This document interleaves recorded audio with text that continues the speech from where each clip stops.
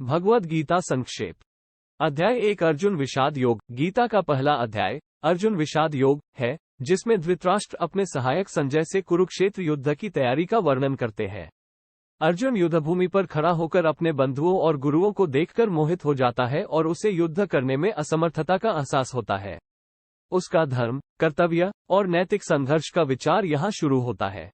अध्याय 2 सांख्य योग। इस अध्याय में भगवान श्री कृष्ण अर्जुन को सांख्य योग के माध्यम से जीवन के उद्देश्य, कर्म का महत्व और आत्मा की अमरता का ज्ञान देते हैं। उन्होंने कहा कि कर्मों में अनासक्ति रखकर भक्ति में समर्पण करना चाहिए।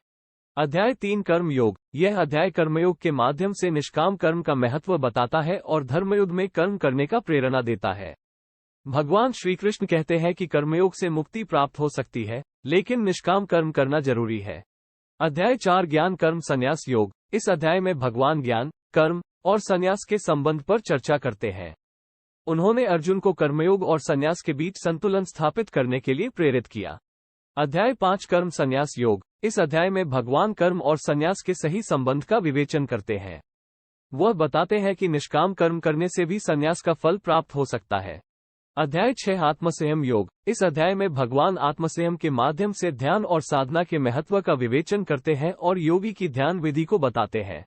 अध्याय 7 ज्ञान विज्ञान योग। इस अध्याय में भगवान ज्ञान और विज्ञान के महत्व को समझाते हैं। उन्होंने भक्ति के विभिन्न पथों का वर्णन किया है और भक्तों के गुणों की महत्वपूर्णता पर बल दिया है।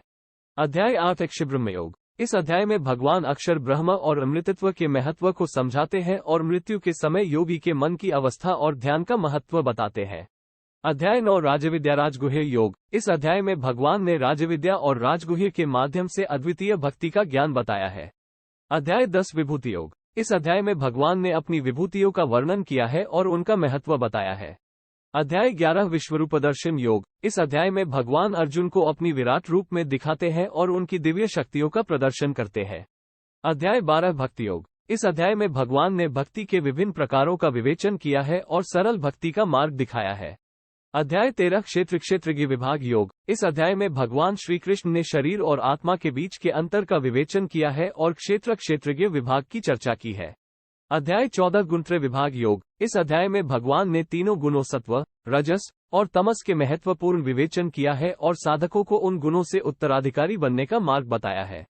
अध्याय 15 पुरुषोत्तम योग। इस अध्याय में भगवान ने आध्यात्मिक पुरुष और इस संसार का विवेचन किया है और उन्होंने उच्चतम परमात्मा का विवेचन किया है। अध्याय 16 दैवासुर संपद विभाग योग। इस अध्याय में भगवान ने दैवी संपत्ति और आसुरी संपत्ति की चारित्रिक विवेचन किया है और साधकों को श्रेष्ठ गुणों की प्राप्ति के लिए प्रेरित किया है। अध्याय 17 श्रद्धात्रय विभाग योग। इस अध्याय में भगवान ने श्रद्धा के 3 प्रकारों का विवेचन किया है और उनमें श्रेष्ठता की चर्चा की है। अध्याय 18 मोक्ष संन्यास योग के रूप में जाना जाता है, जिसमें भगवान श्री कृष्ण ने अर्जुन को संपूर्ण जीवन के उद्देश्य और कर्मों के सही तरीके के बारे में उपदेश दिया।